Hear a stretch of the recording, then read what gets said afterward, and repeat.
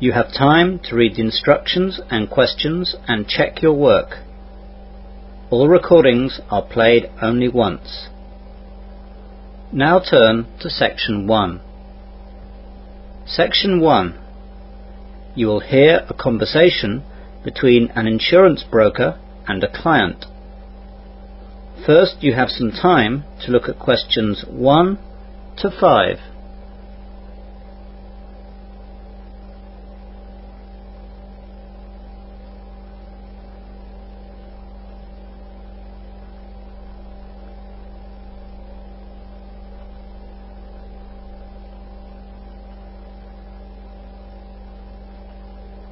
You will see that there is an example.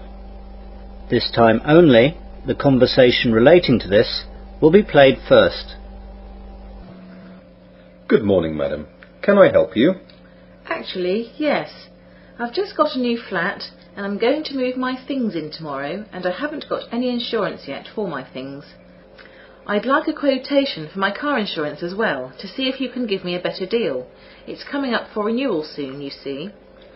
Fine. That shouldn't be a problem. Let's just take down some details.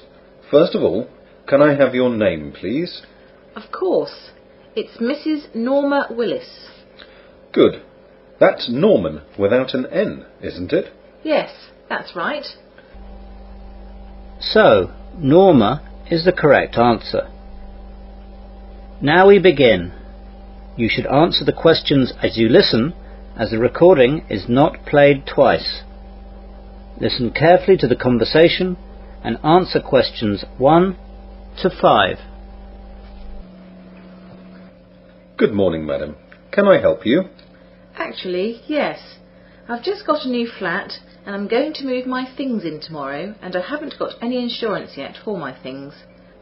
I'd like a quotation for my car insurance as well, to see if you can give me a better deal. It's coming up for renewal soon, you see. Fine. That shouldn't be a problem. Let's just take down some details. First of all, can I have your name, please? Of course. It's Mrs. Norma Willis. Good. That's Norman without an N, isn't it? Yes, that's right. And can I have the address that you're moving to, please? It's Flat 8, Chepping Dean, 23 Dean Road, Westley. Can you spell Chepping Dean, please? Of course. Chepping is spelt Chepping, and Dean is spelt Dene. The name of the road, Dean, is spelt the same way too. And what's the postcode there? It's WE3 9HT. Can I take a telephone number? It will have to be only my mobile, I'm afraid, as I haven't installed a landline yet. My mobile is 07525 745 642. Let's look at the car insurance first, quickly. I need the model, age, and engine size. It's a 4-year-old Toyota MR2 sports car. It has a 2-litre engine. Will it be parked in a garage, in a drive, or in the road? At my present address, it's in the drive, but the flat that I'm moving into tomorrow has a garage provided, and tenants are not allowed to leave their cars in the visitor spaces, so it'll be garaged all the time. 2 more questions. The first is, do you have any no claims bonus? And the second is, do you have any driving convictions? I have 3 years no claims, but I had a claim for a new windscreen this year, and I don't know if that will affect it. No, that won't count. The no claims will stand. Good. As for convictions, I have 3 points for being caught speeding 2 years ago. Before the conversation continues, you have some time to look at questions 6 to 10.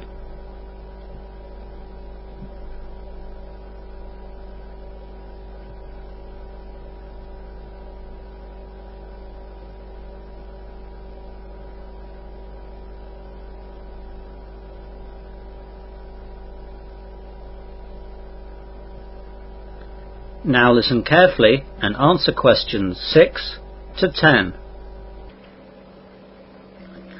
Right, let's have a look at the household stuff now, while the computer is checking rates for the car. So, what kind of flat is it? It's a 2-bedroom flat. Have you bought the flat, or are you renting? I'm just renting it. So, you just need some household insurance for your possessions. That's right. First of all, can you give me a list of all the things that you want covered by the insurance? Yes. First of all, there's my electrical goods, like my hi-fi, TV, DVD player, video player, a couple of radios, a hairdryer, my laptop and printer. I've estimated all the values of the electrical goods. There are various DVDs and CDs too. It should come to about £2,500. Anything else? Yes, there's my jewellery. I've some necklaces, bracelets, rings and brooches that I inherited. They're all in different metals and with different jewels. I've got a list itemising them all here. I've also got a small strongbox which screws into the cupboard, so they're reasonably safe. Anything else? Well, just the usual kitchen stuff and clothes that I'd like to be included. OK, that's not a problem. Now I need to ask some things about the flat. What floor is it on? Well, I wanted a first floor flat, but this is a ground floor one.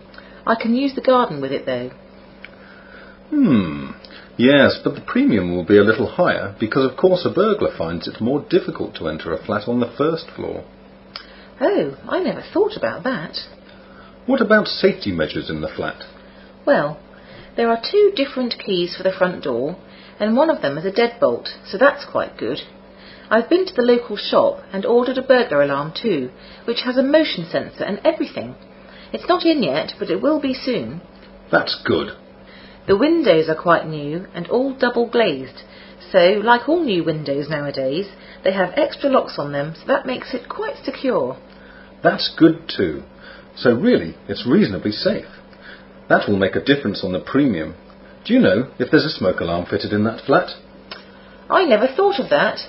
I think it's the law now if you're renting, so there must be. Well, that's about it. Let's look now. I've got 2 quotes for you. First the car, and then the household. £750 fully comp for the car, or £500 third party fire and theft. The contents is £100. Does the contents cover me if I lose something or I'm robbed outside the home? As long as it's in this country and on the list of items covered, yes. Well, I'll keep the old car insurance as my present deal is better, and I'll take the contents. Can I pay by cheque? Cash, cheque, credit card, anything you want. That is the end of section 1. You will now have half a minute to check your answers.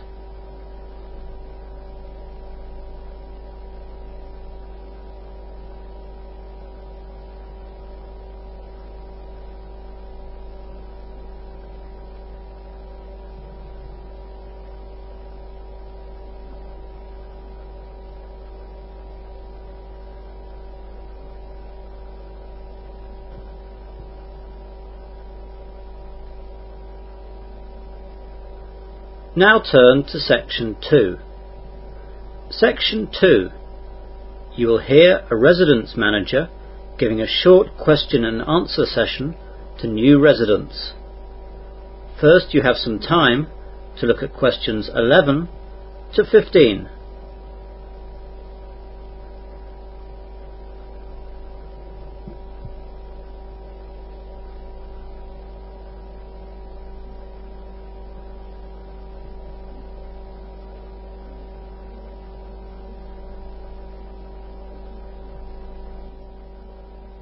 Now listen carefully to the question and answer session and answer questions 11 to 15.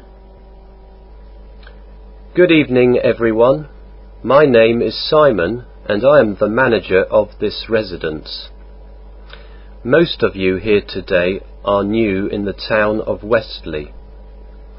Some of you are students at the uni, some have new jobs, and some have other reasons to be with us. When we have lots of new people staying with us, I do one of these little question and answer sessions so that I can help you settle in. So, let's get started straight away. Yes, over there. Hi, I'm Margaret. I'm a student here. I was wondering where I can do my laundry. It won't be long before this is an urgent thing for me. Here in the residence we are planning a little laundrette beside reception, but this might take a little time to organise. In the meantime, there's a little laundrette down the road. It's in Queen's Avenue, the same street that the residence is in. You go about 500 metres up the road in the opposite direction to the town centre, and it's on the right. They have plenty of machines and dryers, and there's a lady there called Betty who does service washes. You just need to drop it off and it will be laundered, dried and ironed the next day. It's a bit more expensive of course, but good if you're lazy. Another question? Hi, my name's Jo. I've got a new job at the other end of the high street. I was wondering which the best bus was to go there. The best bus for the centre of town is the 38. That takes you straight to the square. If you work at the end of the high street though, that still leaves you with about a 10-minute walk. The 39 goes to the train station, which is very near the end of the high street. So that's your best bet probably. The 39 is good for coming home late at night as well, because the station buses go on later than the other buses. There's the 35 bus too for getting to the high street, but it goes to the near end of the high street, and it's a good 20-minute walk after getting off. Anyone else? You there? I'm a student too. I'm new in the area and I have to register for my council tax. Do you know where I have to go to register? Yes, we get lots of people in your situation. You other students need to do this too. First of all, get the information sheet from the Students' Union, which has lots of guidelines on registering and the discounts you should get.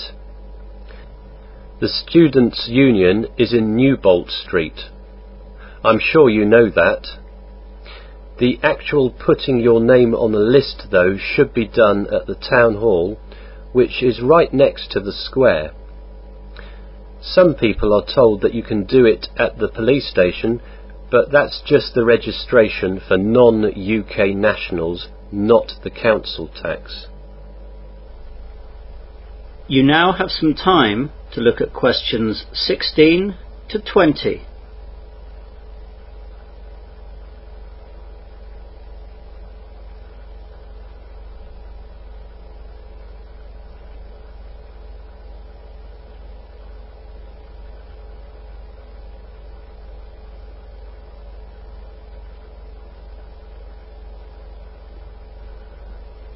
Now listen to the rest of the short question and answer session and answer questions 16 to 20.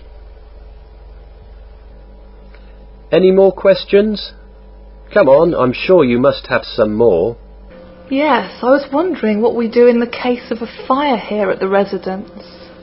Well, the first thing to do is to raise the alarm by setting off the electric alarm system. Then, if the fire is not big, try and use the fire extinguishers that you'll find round the residence. If the fire is in any way large, just get out and go to the assembly point on the front lawn. Try not to go in the front or back car parks, as that's where the fire brigade will set up their stuff. You don't need to call the fire brigade, as our residence alarm is linked up to their system. Make sure you read the fire notices around so you know where the nearest fire escape is to your room.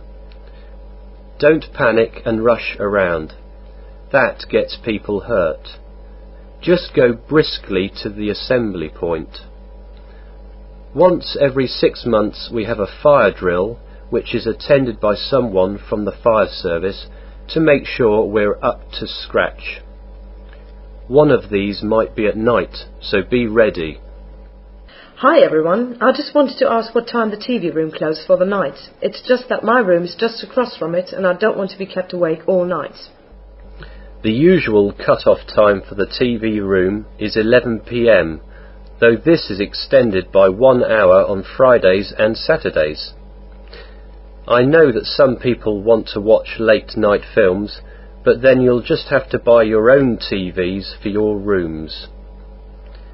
If you do have a TV in your room, then please think of others and keep the volume down. We take a very dim view of people disturbing others in the residence. The same goes for the TV room itself. Just keep the volume levels down. Anything else from anybody? I've got a question too, actually. I've got a job that will get me back late in the evening, and I won't always be able to eat. Are there any good places nearby that deliver food? The quick answer is yes, there are lots of places. There is an Indian nearby. Fish and chips is sold in a shop that is, funnily enough, run by a Chinese family. There is a good Thai restaurant, a Mexican and an Italian pizzeria. They all deliver apart from the Mexican, but that's only 5 minutes walk away. All the telephone numbers are up on the residence notice board.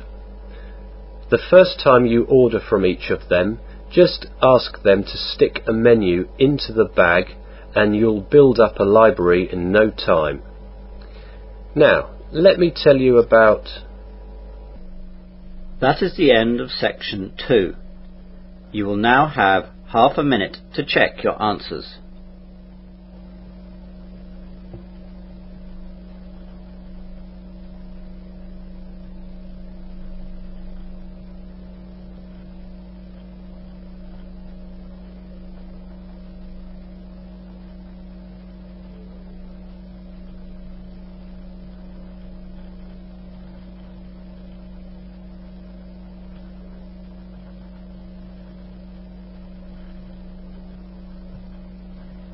Now turn to section 3. Section 3. You will hear 2 students discussing a seminar report. First, you have some time to look at questions 21 to 25.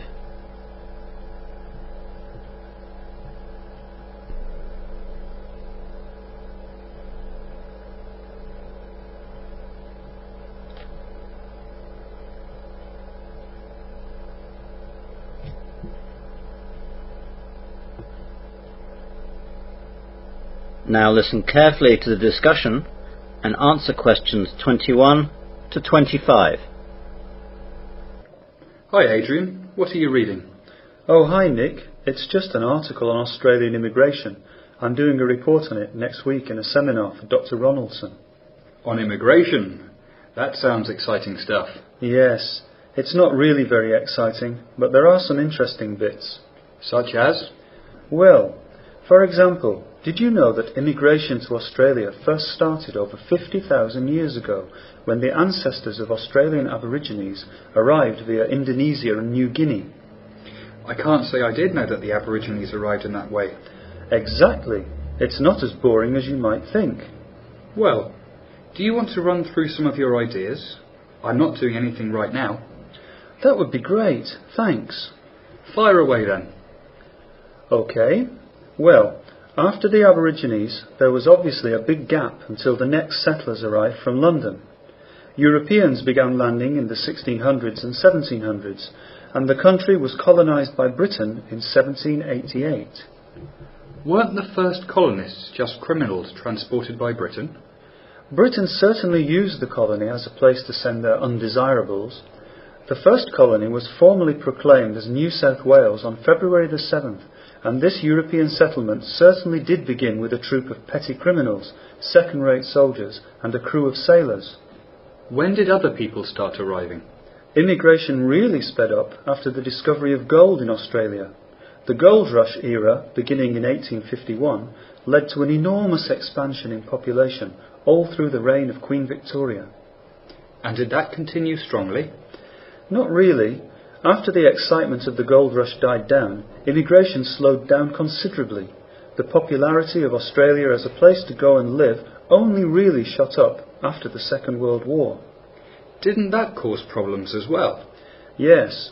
For a country that is well known today for its multicultural diversity and tolerance, Australia has had a checkered past. After the federation of all the Australian states, the White Australia policy was created to counteract flows of non-whites to Australia, and this policy became even more popular after the population push following the war. How did the policy come about?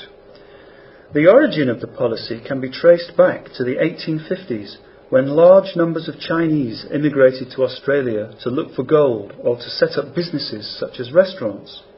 The Anglo-Australian population resented the Chinese, who were undercutting white labour prices. In response, the newly self-governing colonies introduced restrictions on Chinese immigration. By 1888, Chinese were excluded from all the Australian colonies, although those Chinese who were already in Australia were not deported. And how long did it go on for? The effective end of the White Australia policy is usually dated to 1973, when the Whitlam Labour government implemented a series of amendments preventing the enforcement of racial aspects of the immigration law. It had been fading for some years, though. Under the 1950 Colombo Plan, students from Asian countries were admitted to study at Australian universities. This trend continued when in 1957 non-whites with 15 years residence in Australia were allowed to become citizens. You now have some time to look at questions 26 to 30.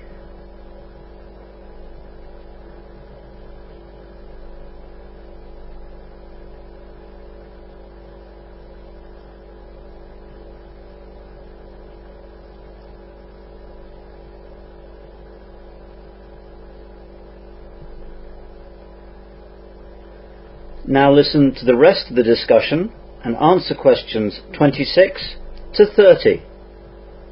What's immigration like today? I hear a lot about it in the news. Yes, it's become a very important issue in politics. There are currently 2 immigration programs that allow permanent migration to Australia. They are the Migration Program and the Humanitarian Program. What's the difference? To be accepted into Australia under the Migration Program, a person must be a skilled migrant or sponsored by a family member that already lives in Australia. The Department of Immigration says that the Migration Program for 2004-2005 has 120,000 places available for migrants, with a strong focus on attracting skilled people and people who agree to live in regional areas of Australia. What about the other program? What's it called again? The Humanitarian Program. It's designed for refugees and others in special humanitarian need.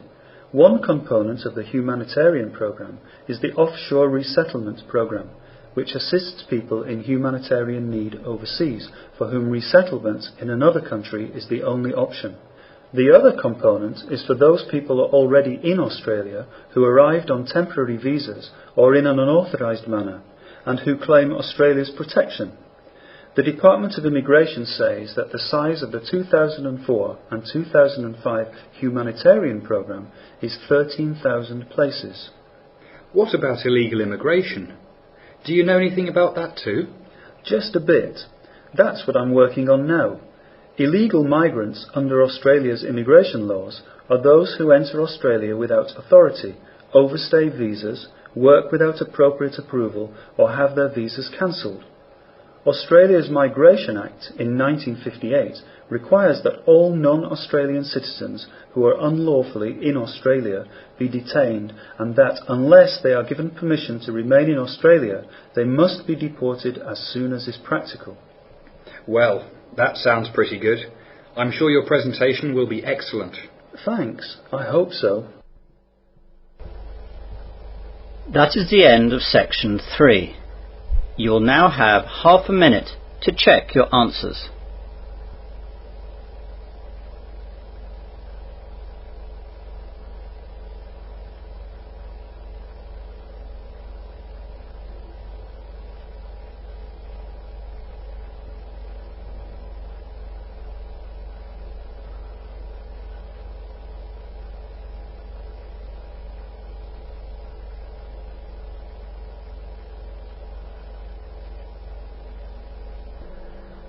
Now turn to Section 4. Section 4. You will hear part of an Earth Sciences lecture. First, you have some time to look at questions 31 to 36.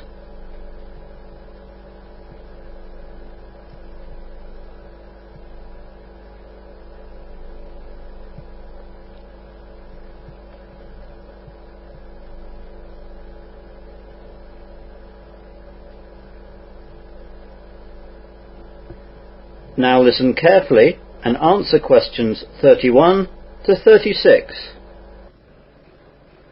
Good morning and welcome to this Earth Sciences lecture. We've been looking recently at such phenomena as earthquakes, tsunami, volcanic eruptions and other natural occurrences. Today we're going to look at a lesser known feature of the Earth, which is known as the supervolcano. As the name implies, this is a volcano of a much larger size than what we normally imagine a volcano to be. The term supervolcano has no specifically defined scientific meaning. It is used to refer to volcanoes that have generated Earth's largest volcanic eruptions. As such, a supervolcano would be one that has produced an exceedingly large, catastrophic, explosive eruption and a giant caldera. A caldera being the gigantic crater that the eruption creates. Whereas normal volcano craters are measured in the hundreds of meters, a caldera can easily be as large as 40 or 50 miles wide.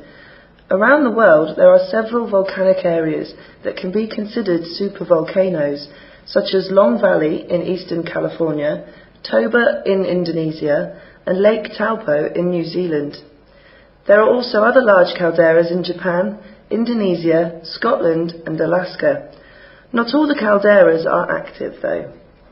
Normal volcanoes are formed by a column of magma rising from deep within the Earth, erupting on the surface and hardening in layers down the sides. This forms the familiar cone-shaped mountain we associate with volcanoes. Supervolcanoes, however, begin life when magma rises from the Earth's mantle to create a boiling reservoir in the Earth's crust. This chamber increases to an enormous size, building up colossal pressure until it finally erupts. An explosion like this could send ash, dust and sulfur dioxide into the atmosphere, reflecting the sun's rays and creating a cold wave lasting several years. Crops in many areas would fail, and many species of animals and plants, including humans, would face extinction. The most recent caldera-forming eruption in the US was about 650,000 years ago in the northeast United States. During that eruption, ground-hugging flows of hot volcanic ash, pumice and gases swept across an area of more than 3,000 square miles. The eruption also shot a column of volcanic ash and gases high into the Earth's stratosphere. This volcanic cloud circled the globe many times and affected the Earth's climate by reducing the intensity of solar radiation reaching the lower atmosphere and surface.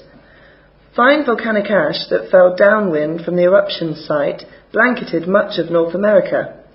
This ash layer is still preserved in deposits as far away as Iowa, where it is a few inches thick, and the Gulf of Mexico, where it is recognizable in drill cores from the sea floor. You now have some time to look at questions 37 to 40.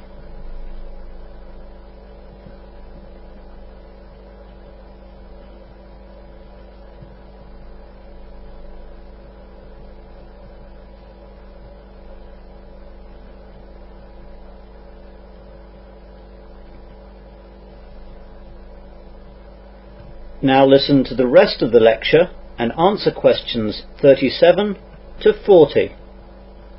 It is little known that lying underneath one of the United States' largest and most picturesque national parks, Yellowstone Park, is one of the largest supervolcanoes in the world.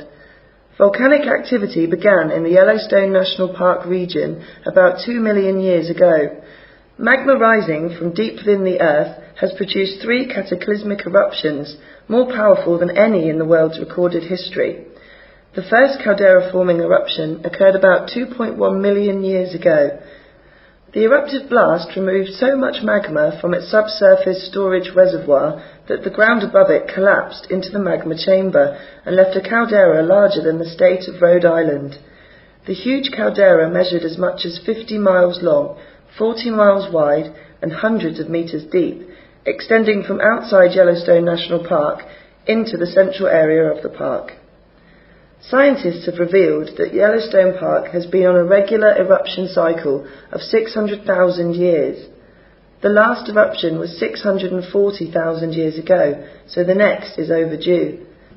The next eruption could be 2,500 times the size of the 1980 Mount St. Helens eruption. Volcanologists have been tracking the movement of magma under the park and have calculated that in parts of Yellowstone the ground has risen over 0.7 of a metre this century. This means the magma is rising. Geologists have called for a task force to be set up to consider emergency management in the event of a massive volcanic eruption or super eruption. Experts say such an event would have a colossal impact on a global scale. The fallout from a super eruption could cause a volcanic winter, devastating global agriculture and causing mass starvation.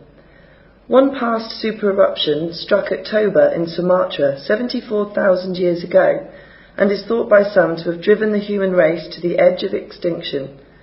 Signs from DNA suggest human numbers could have dropped to about 10,000, probably as a result of the effects of climate change. The volcanic winter resulting from a super eruption could last several years or decades, depending on the scale of an eruption, and according to recent computer models, could cause cooling on a global scale by 5 to 10 degrees Celsius. That is the end of section 4. You'll now have half a minute to check your answers.